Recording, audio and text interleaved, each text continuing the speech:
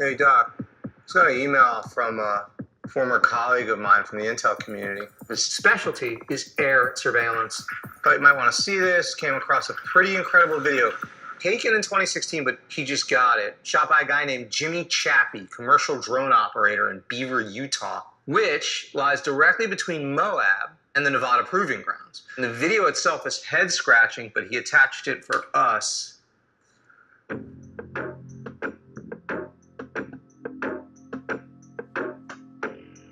Yeah, I'm seeing scrub trees, scrub oak. This looks like beautiful landscape to me. Yeah, it's gorgeous. I'm sure your colleague sent this to you for a reason. Oh, you see that? Scroll back to that if you can. Here, I'll do it frame by frame. Look at that. Levels out. High bank, level out, high speed. And it's gone. Could this be CGI? If it's CGI, it's really good CGI. Right.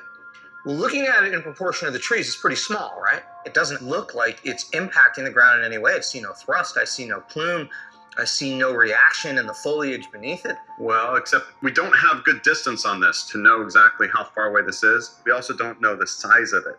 The But look at it. It's not further away here, right? It's clearly moving across. It's moving that way compared to our lens, right? The lens is flattening everything out. There's a lot of information we do not have here, but no sense of propulsion, white, kind of oblong shape.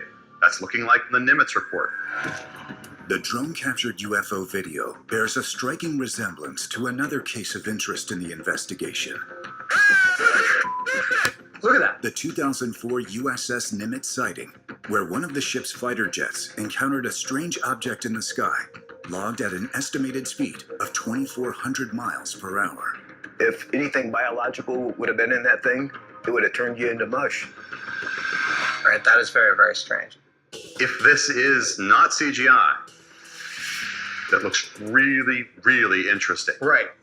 Let's send Nick and Sarah to Utah, see if they can find this Jimmy Chappie.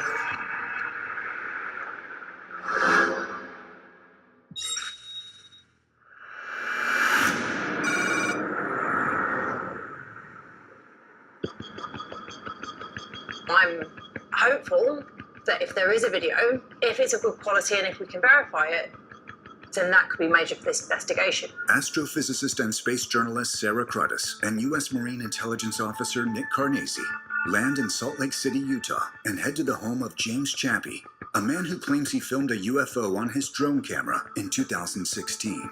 James Chappie captured this encounter on video. I mean, this is huge. We need to learn the details of what he experienced and verify the authenticity. The first thing to do really is just to hear this guy out, hear his story. Hey, James. Yeah. Hey, I'm Nick. Nick, nice to meet you. Come on in. Thank you. You guys want? We just have a seat at the kitchen. Sure. James, thanks for taking the time to talk with us today.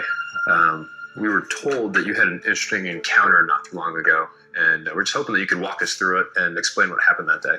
I was out in Beaver, Utah on October 19th, 2016, filming a bunch of B-roll for a documentary. We were done shooting and went back to my hotel room. I dumped all the footage off the cards onto my hard drive. And as I was dragging through the clips, I got to this one clip. And as I was fast forwarding through it, I just saw this like weird little blip, and it was enough to catch my eye. Just saw this really weird object fly right past the drone and just kind of smoke it right past us. It was going at a high rate of speed. Can we take a look at it? Yeah. Great. I'd be interested to see. Let's pull it up real fast. I'll take you to the clip. I'll let you watch it from there, but this is what I ended up seeing. Whoa. Yeah, pretty crazy. It looks like it just is coming down and it makes a banking turn and it comes right by it. Right. Can we rewind that? Yeah. It's just literally just a split second though. It's traveling so fast.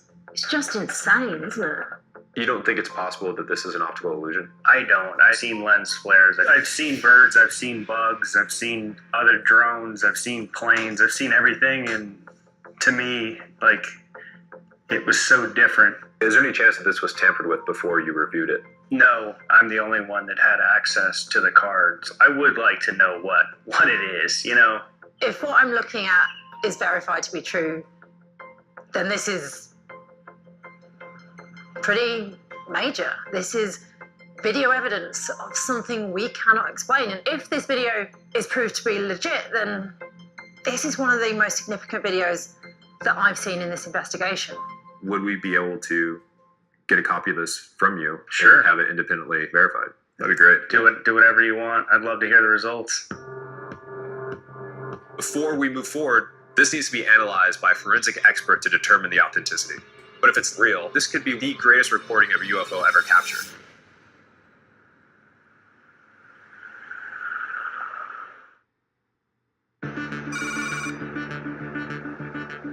This video is something which is potentially extraordinary, but we need to verify that using science. Yeah, I mean, it's a really compelling video. So hopefully we can verify it. Nick and Sarah arrange a meeting with video forensics expert Michael Primo to confirm the authenticity of a UFO captured on video in 2016. Michael, the camera operator, James, he gave us a copy of the video. Well, let's jump right into the preliminary analysis. So if this video has been altered in any way, you're going to be able to determine that. You're going to be able to detect that. Is that Yes, right? with forensic accuracy. Okay, great. Yeah, as we get over this ridge, it's going to come around and then swoop up past us. Okay, let's see what we've got. Oh, wow. So, There it is. Wow. It's moving at a high rate of speed. I mean, as we track this frame by frame, what's interesting is it maintains a general shape. I would expect to see this a little bit more block-like or larger if someone did manipulate it. It being a high-definition video, it would take a high level of sophistication and expertise to be able to fake this type of motion blurring, to be able to blend that and be able to separate that from the clouds. It would take a lot of work to be able to fake something like that. Now that we've had a chance to preliminarily review the video, we can move on to the next step and dig deeper into the digital information testing, phase 2. great. We're going to run the command line code, so we're going to begin parsing that, and that's going to spit out each of the individual frames. Michael runs the video's metadata through a state-of-the-art software program designed to assess if the object is moving in a way consistent with its surroundings. We know today's technology can do so much to manipulate video. So we're not stopping here. We're going to apply the most advanced software to really determine if, in fact, this is an unadulterated video. So it's kind of performing a dissection or surgically pulling every single frame and determining how the pixels are behaving. The software analyzes motion across each frame of video to create a visual map that will show any inconsistencies in the object's movement. Motion vectors are those little arrows. They're going to tell us what that object is going to do in the way that it's predicting its next move. The software assigns vectors, or arrows, to each pixel's movement and direction per frame of video. Now, what's interesting to me is that this point where we can see the object traveling at a high rate of speed, this is essentially the last frame that we can see it. That object is blurred so far based on how fast it's moving, and these motion vectors are still predicting that it's traveling in this direction. There's a lot of detail in this that would be difficult to fabricate and fool the motion vectors into thinking that it's traveling in this direction. So if this video was faked, what would you expect to see? These vectors would be a little more sporadic. They wouldn't be so accurate. And I would say the slam dunk is that once the object is visually gone, there's still a bit of a motion trail. And can we now rule out the fact that this could have been doctored? Based on the testing that I've performed here, I would be confident in saying that this is an authentic representation of the events as they occurred. Well, we've now applied multiple tests to this video, and Michael is able to conclude with a high degree of confidence that this hasn't been altered in any way, which now leaves the question, what is it? What are we looking at? Can we do anything here now to better understand what is occurring? Based on where it's coming from, we can estimate the speed that this object travels based on the time that this object is showing on screen. We need to get a rough estimate of what this valley is in a minimum length to generate miles per second.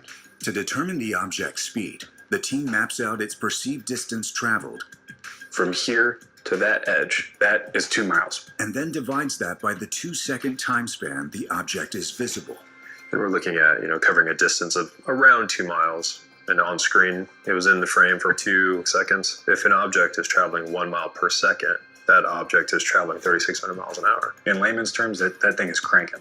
The camera barely caught it. I'm impressed. This may be one of the most compelling videos of a UFO in existence. This whole time, I've been thinking of the Nimitz incident and what Kevin Day described. It's covering 2 miles in less than 2 seconds. That is faster than any conventional military aircraft that I'm aware of. Could this be a groundbreaking video of an actual extraterrestrial craft?